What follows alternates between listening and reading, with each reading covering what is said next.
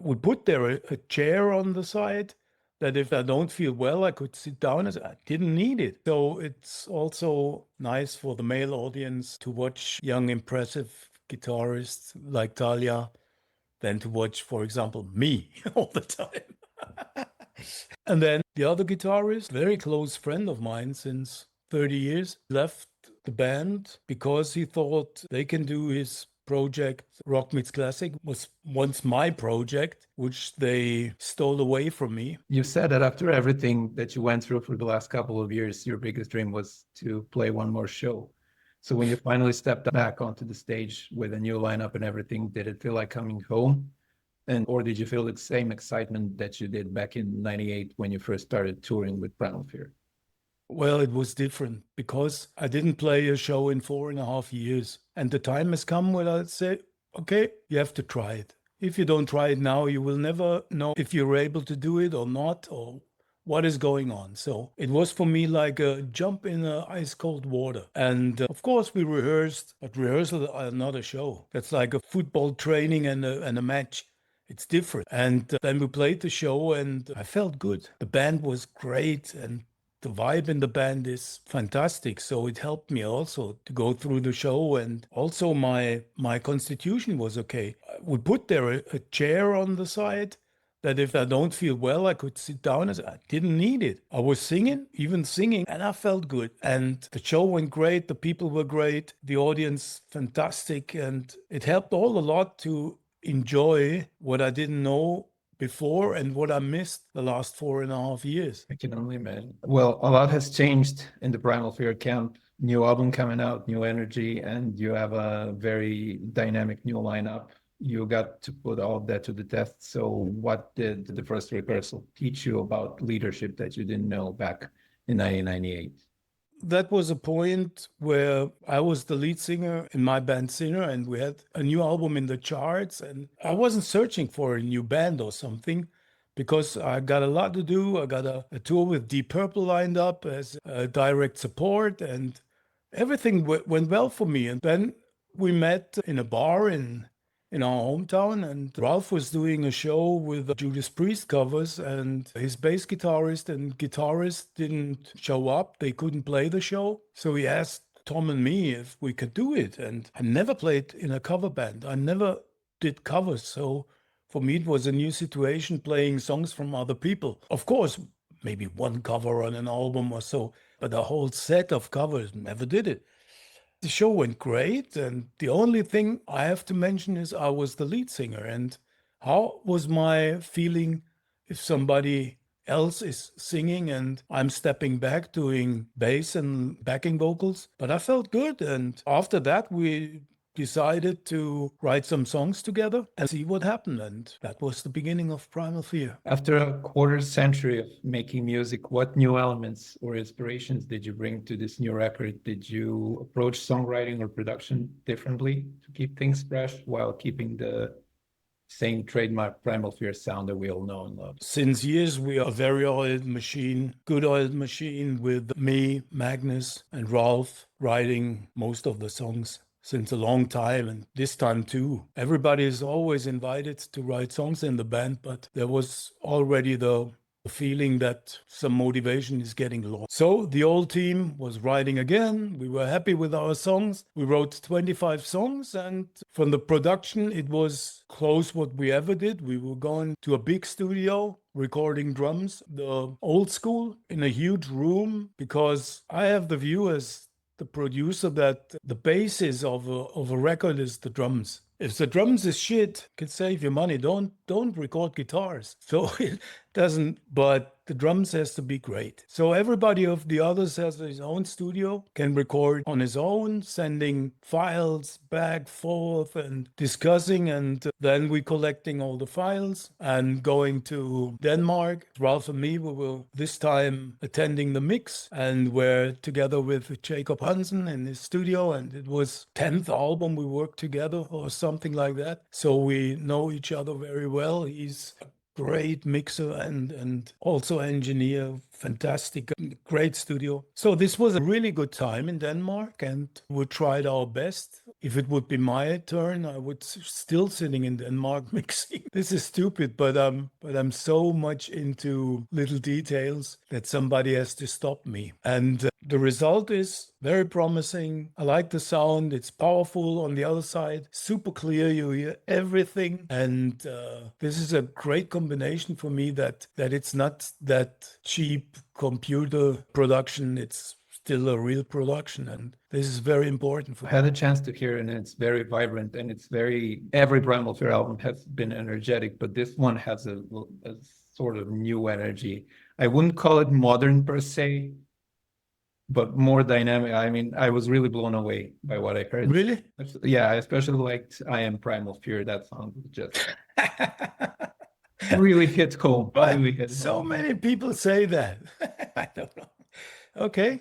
I think there were some parts of the album where Ralph was borderline growling, which really were an interesting thing to hear. You can hear there's been a change in the band. You can hear like a new energy and a new dynamic, and which brings me to the new members. Ralph mentioned that when he met Thalìa, he was blown away by her talent, and someone who has mentored a lot of musicians, what impressed you most about her style or attitude, and how was it playing with her?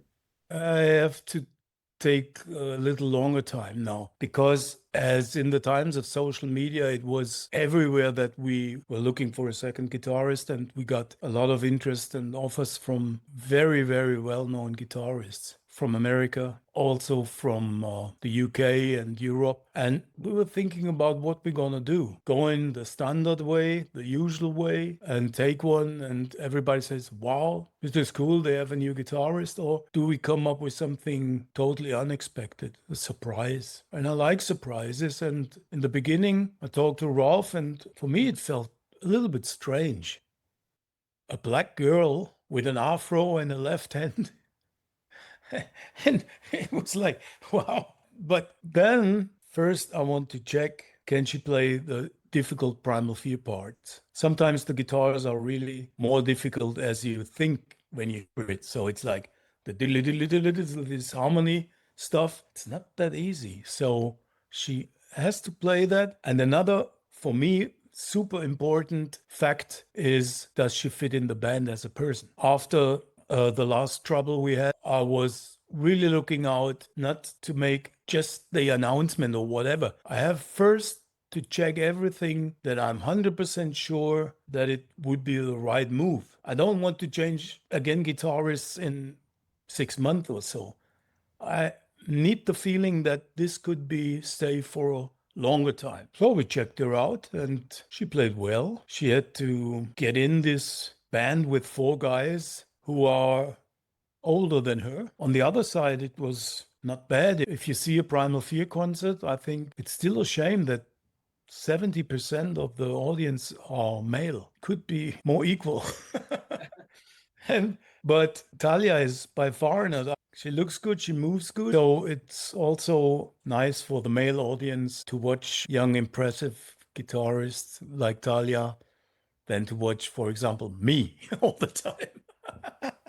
And okay, then our social media numbers were exploding. And I have to say that 99% of the comments were super positive. 1% stupid idiots. You can't change that. And that's how you have to deal with social media these days. But it was part-time, really rude, and mostly Americans. I don't know why, but stupid, really stupid. Then we rehearsed, or recorded together for the new album. Everything went well, and she is a super nice person, a great talent, and fits very well. We got long, good talks with each other.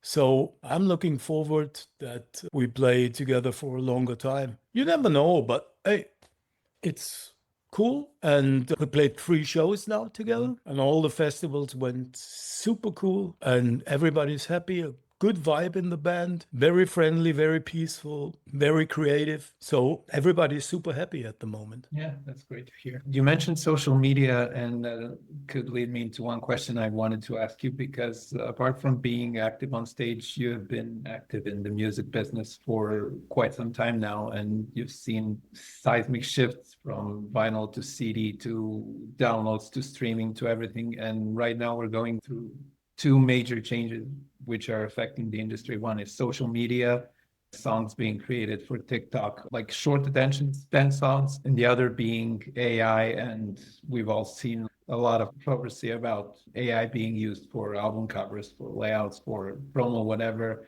But we've also seen AI being able to replicate music. Still not as good, but eerily real sounding. I mean, there was one band that was ranking top charts on Spotify that was entirely AI fabricated. So I wanted to hear your opinion as someone who's been in the industry side for a long, long time. Do you think this is just another passing trend, or is it a seismic shift that maybe no one is prepared for? I think it's a help for shitty musicians who can't write their own song in a great way. They're using AI. Why should a creative, great musician use AI? For what reason? It's our passion, it's our job, it's our life. And why should we use AI if we can come up with own ideas? And the definition of an own song is for me different than to use AI and copy something or whatever it is. And this is, for me, ruining the creativity of people because they think, oh, this is going fast, I'll use it, blah, blah, blah. And in the end, you still hear the difference. I hear the difference, at least. And that is a thing which is still cool, but I don't know where the development is going. The progress of, I don't know if it's getting better and better and better and people using it and using it and using it. But my generation and the band who were there before me, still huge, just to mention Priest, Deep Purple, others. Yeah, I think they don't need AI. They don't want the AI. Who wants a Deep Purple, a new Deep Purple song which is made with the AI? Nobody. This is not what we call music anymore. And if untalented people think they make it better if they're using it and come up with the great songs and blah, blah, blah, I give a shit. Sorry. I'm more concerned about like a potential scenario where the audience could use an AI. It doesn't exist yet, but it's not far off to see something like Spotify, but AI, and you just type in a like Halloween, Primal Fear, Avenged Sevenfold, make me an infinite playlist. Do you think that could have an impact on the industry, or is rock and metal a bit more protected than, I would say, other mainstream genres in this regard? I think the fans are still mostly loyal, but I can't see the progress. I would lie to say, oh, no, blah, blah, blah. No, I don't do that because I don't know where it will end or where we will go with this. I think the future will tell it, but it would be absolutely awful if that happens, yeah? I'm not a big friend of Spotify, to be honest, because it's still like a big black hole where the songwriters and the musicians are super underpaid and the money goes to Spotify and the record company. And in the end, you just have to get a statement over 600 pages and behind every song is 0.0000012 cent. And then you have to look over 600 pages every half year. I said, fuck, I can spend my time with nicer things. Yeah. The system is not working for me. I have to live with it because I still love music. I still love to play music, to write music. I have to live with this new kind of changes, but I don't have to like it personally. And I don't like it. Yeah, agree. That's a great answer. Going back to the band and what has happened in the band, you've mentioned the previous members, and there was a lack of ambition, lack of passion. So without going too deep into personal details about what happened with the lineup, which surprised everyone, how did you process that? How did you feel during that period? Bad.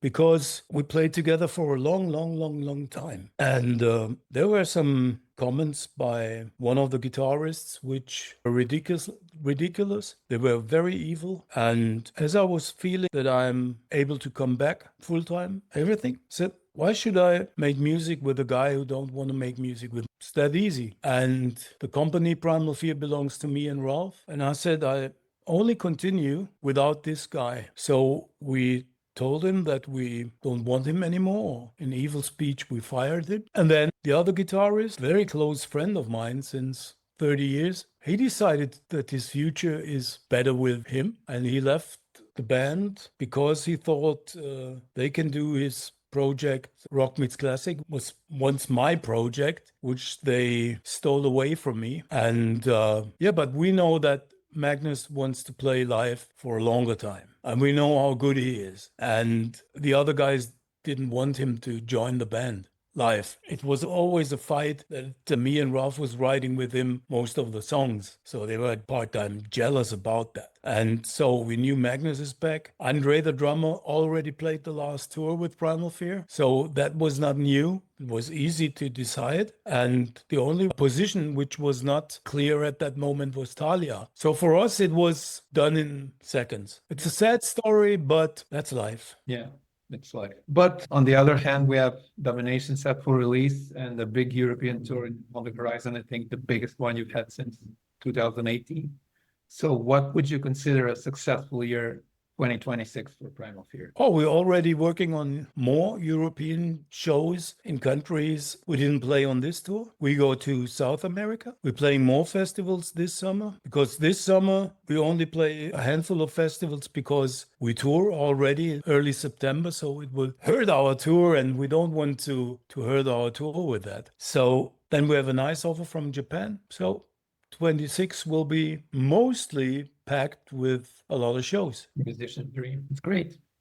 Is there anything in your career, and it's an impressive and long career, that you haven't achieved that you feel more motivated to strive for now? No.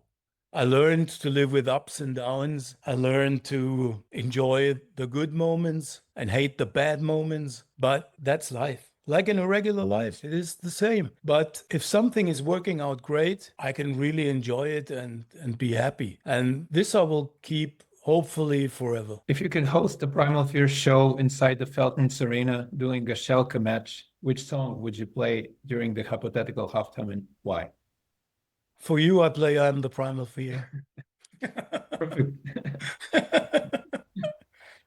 Okay, thank you so much for taking the time speaking to us, and I wish you great success with the album and the tour, and hope to see you on tour somewhere. Thank you very much.